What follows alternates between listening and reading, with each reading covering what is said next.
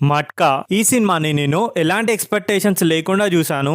Cinema ఎలా ఉంది అని అంటే మాత్రం strictly okayest film. Cringe, worst, loud, torture సినిమా అయితే అస్సలు కాదు. అలా అని సూపర్ డూపర్ కూడా కాదు. ఒక మీడియం లెవెల్లో ఓకేగా అనిపిస్తుంది.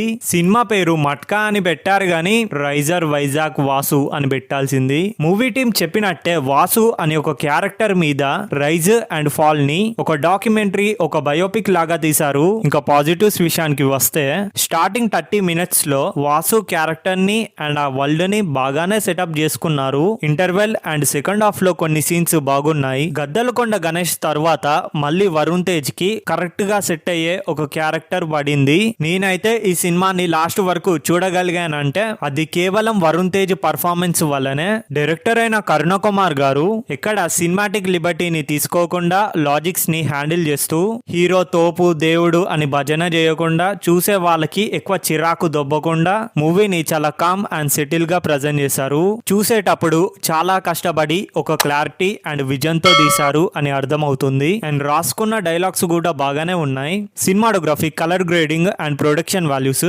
అన్ని చాలా బాగున్నాయి. అండ్ చూసేటప్పుడు ఒక 90s retro back drop feel ని ఇస్తాయి. ఇంకా నెగిటివ్స్ విషయానికి వస్తే నాకు తెలిసి జీవి ప్రకాష్ కిందున్న అసిస్టెంట్ ఏదో 2 ట్యూన్లు క్రియేట్ చేసి ఇస్తే ఆయన దాన్ని తిప్పి బ్యాక్గ్రౌండ్ స్కోర్ లాగా ఇచ్చేశాడు. బ్యాక్గ్రౌండ్ స్కోర్ అయితే కంప్లీట్లీ జీరో ఇంపాక్ట్. కొన్ని సీన్స్ ఎలివేషన్స్ బాగానే ఉన్నా బీజిఎం చేయబట్టి డిస్కనెక్ట్ అవుతాం భయ్యా. ఇంకా సినిమాలో సాంగ్స్ అయితే ఒక్కటి బాలేదు అండ్ అన్ని స్పీడ్ బ్రేకర్లే. క్యారెక్టర్ డ్రివెన్ స్టోరీస్ లో మనం మెయిన్ క్యారెక్టర్ కి చాలా బాగా కనెక్ట్ అవ్వాలి. కానీ ఈ సినిమాలో ఆ ఎమోషనల్ కనెక్ట్ అనేది మిస్ అయ్యింది. ఎక్కువ శాతం సీన్స్ అన్ని ప్రిడిక్టబుల్ గా ఉంటాయి. స్టార్టింగ్ నుంచి కాకుండా మట్కా గేమ్ గురించి ప్రీ ఇంటర్వెల్ దగ్గర స్టార్ట్ చేయడం అండ్ స్క్రీన్ ప్లే అయితే చాలా ఫ్లాట్ అండ్ బోర్ కొట్టేలాగా ఉంటుంది. చూసేటప్పుడు ఎగ్జైట్మెంట్, క్యూరియాసిటీని క్రియేట్ చేయలేకపోయారు.